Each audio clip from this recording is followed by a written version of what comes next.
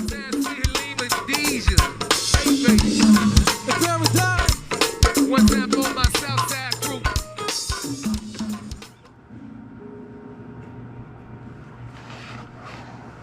good. Trying out this new equipment. You know what I'm saying? So I hope it's coming through like it needs to. Gonna rap a little bit. We'll see how that do. I was on TikTok yesterday. About 10 o'clock. I took a break from working on the vault. That's my YouTube channel. Specializing in go-go music from the DMV. I'm up here in Ohio now, but I put 30 plus years of my life into that music, so I was able to archive it, my career in it, as well as collect other bands over the course of my career in it. But I was on TikTok, and it's an uncle and a nephew that I look at. Uncle, you know, he's retired. He, you know, drinks a little too much for my taste, but you know, that's him nonetheless. And the nephew record him, and you know, he be drunk, have, you know, come in the room and pass gas, light it up, and then leave, stuff like that. So it'd be on comedy stuff, you know. And yesterday, about 10 a.m., I'm looking at on this channel, and it's Unc and a nephew. So Unc is on the couch, sleep, with a cigarette in his hand, but the cigarette not lit. And, you know, I ain't think nothing of it, right? And I go on about my day. So I say about 10 o'clock p.m., I go back on it. And he's in the nephew is in the bathroom saying that his uncle passed away. And what's ironic is when he said that, I went back to look at the previous video, the video I saw at 10 a.m. and it was deleted. And it took me right to, damn, man, Unc was on the couch dead. And you go in the comments, nephew say, when he shot the first video, when we thought Unc was asleep, Unc was actually dead. He said he came, he went and took a nap, got up, went to check on Unc. Unc in the same position, and he moved Unc, and he realized that, you know, when you pass away, you release, you know, so he could smell the defecation or the shit for the layman's. And he knew, you know, that he was gone. So salute to Tyrell on TikTok, man, and Unc, man. And like I said, you know, ever since my mom died, you know, I be up and down out here. So even though that was some people would look at it, it's funny or not. You know, he put a little spark in my day from time to time, as well as Lower Markel's day. So rest in peace, Unc. And my condolences to Tyrell, man, main man on TikTok, man. And that take me right to my second thing, a word called empathy. Let's look up empathy.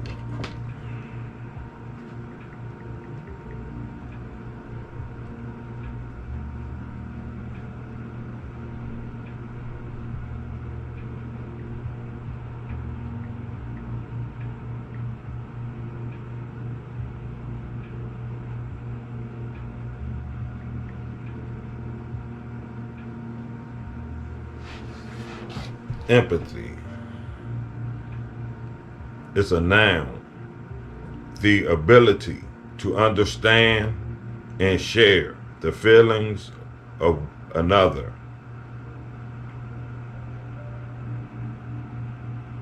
The ability to understand and share the feelings of another. So, what was exhibited yesterday from me to and nephew was empathy. I don't know them personally, but we had a connection through the comments and me watching their videos, because he had replied to a couple of my videos, the nephew, because it's the nephew's channel. So, empathy, right?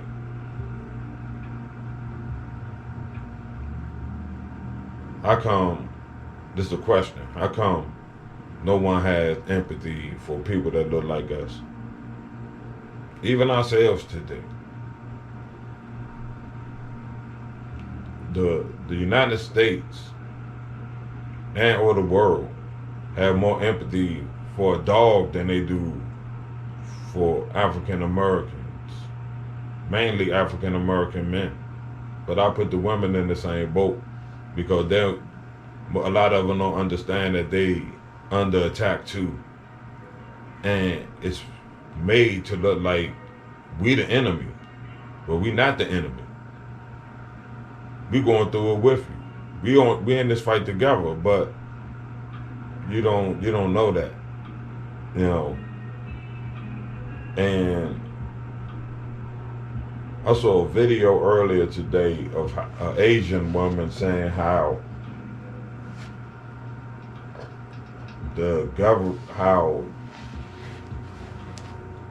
as a condition of them coming to America,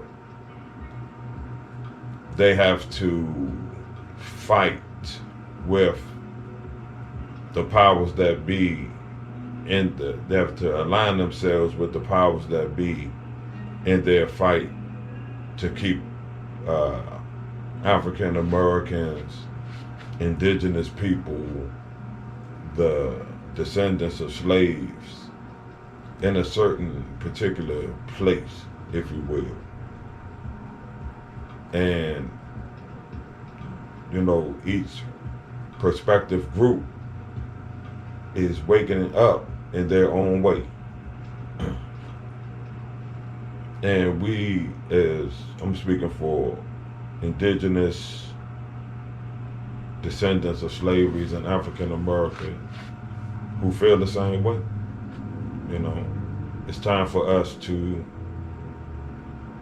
start coming out of the shadows, and hopefully you're instituting what you stand on with your children and your family, your significant other.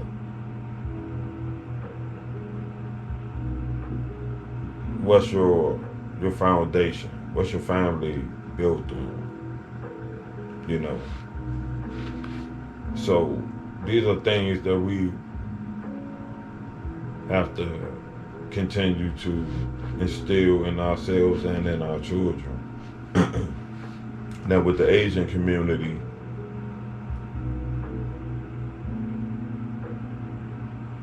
it used to be a common relationship with the Asian community and the black community. I'll give you an example.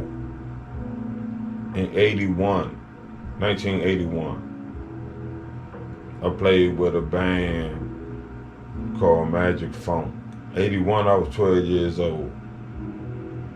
So salute to Mama Gaither, salute to Bianca and her sister, salute to Saki, and rest in peace Tim, and salute to Tommy, the Gaither clan, you know what I mean? So Magic Funk, that was the band I played for at the time. That was like one of the first bands that had like instruments that wasn't playing off the buckets. And the instruments, like the drums, set of timbales and some congos, was sponsored by Mr. Kim, who used to have the curry out in the little convenience store in the plaza back in the day. He bought our equipment. And he used to let us practice in the curry out. When the curry out closed, he used to let us practice in it. So there was a relationship with African Americans and Asians. And then what happened? Crack hit. And then you need money. First place you go to your local businesses in the spirit of Albany. So in my neighborhood during the 80s, when that crack came, a lot of Asians got it. You know what I mean? And that was all over this country, because crack was all over this country. You know what I mean? And it put a mean strain on the relationship between Asians and African Americans. So we been had work to do, but the narrative would just be look the part, look like we got, like in our eyes, the picture they always painted to us what rich was, being in a rented mansion with rented cars, with models who get paid whatever they get paid, but get paid to look the part. And then we strive for that by any means necessary. And even if it costs us our freedom or our lives, right?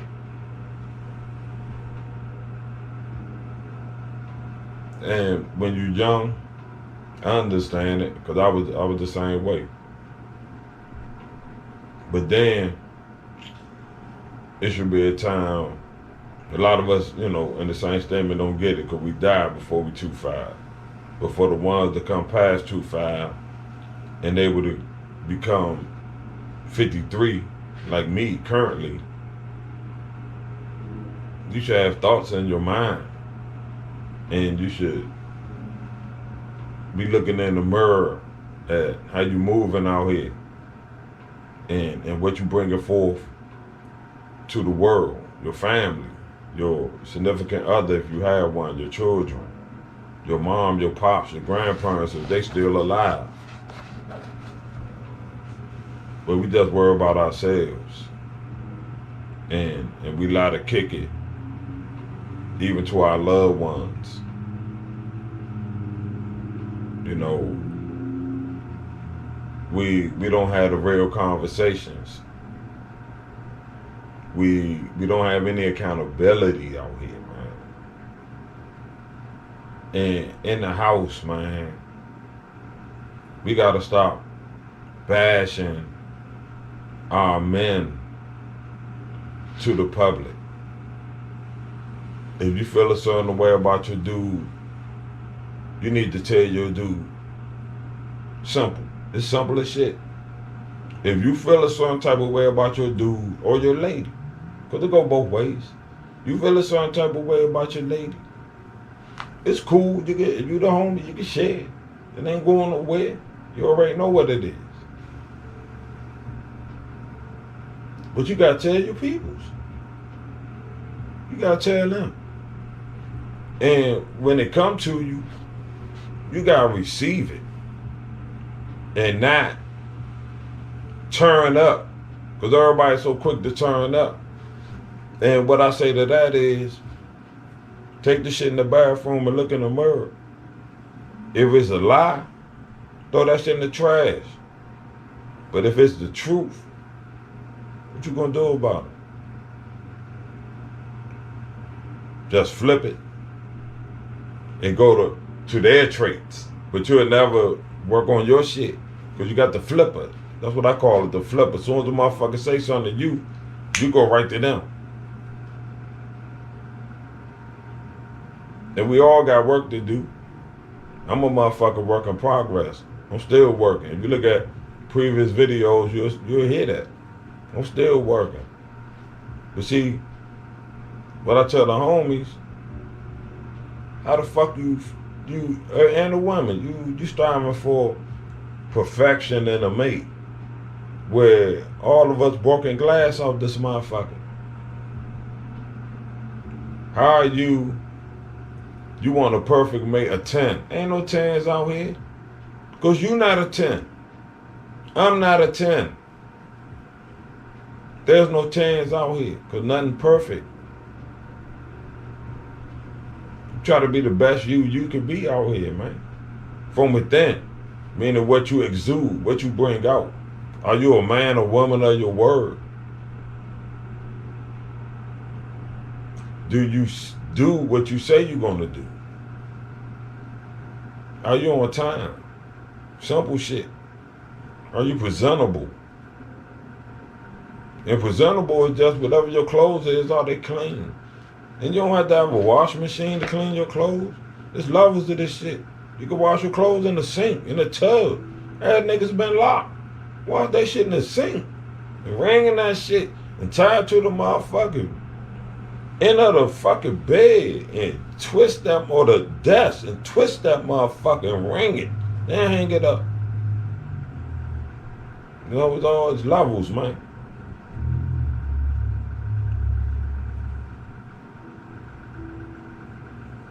We assed out here, man. We got a lot of brothers and sisters just giving up, man. Quitting out here, man. And what that do for your children, for the ones who have children. This world crazy as a motherfucker, man. But OGs try to tell you that. OGs try to get you ready for it. That's what all this shit is. Man, you got people close to you, man, that's leaving the earth. And in the physical, you can't call them, touch them, hug them, feel me, hear them. So you have to archive that for when they gone. It don't ruin you, it don't break you, because it can. Especially your kids, your mom, your pops, grandparents. It could be aunts, uncle, anybody close to you, homie, and they go, and it'd be like a piece of you die with them. And then that happened continuously, right? And then fast forward up, past 50, you be like, especially for the women, y'all go through abuse dues too, you know? Salute to all the survivors of everything, cancer, all that. Salute to you all, man.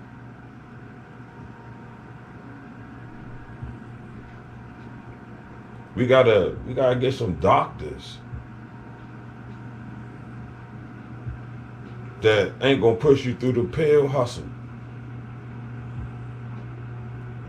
You know why most of us, when we get 40, our health start failing? Because you've been going to the doctor. And you know, that's research. The origin of the medical field here in America, where it come from. Let's research that. So we need our own community, man. We need our own doctors, man. Especially in regards to birthing children. We need our own set of midwives for that. That specialize just for us. And we also need, in the same regard, something of that magnitude for the elderly. Because once they go to the hospital under any what's going on out here, man, they ain't coming back home for the most part. You know? And that hospital put images in your mind that you can never shake. Because you never want to see nobody like that. You know? I had a conversation with my daughter. And I was feeling a certain type of way about some things. But again, you got to conversate, because what you feeling and what they feeling can be two entirely different things. And in my case, it was. And that's why you got to rock. And some people don't. They harbor them feelings and take it to the grave and hit the fuck the person passed on. And it's the wrong shit. So when we rock, she unveiled to me some things. My daughter, she revealed to me some things that she was going through as well. And it put another outlook on my perception. And I understood where she was coming from. And everything is where it needs to be today. So I just had to put the little ending on it. And subscribe to the vault, man. And tell a friend. Powered by Markel Pharms clothing. Like, comment, and subscribe. Salute to the vault mob, my subscribers. And salute to you all. Peace.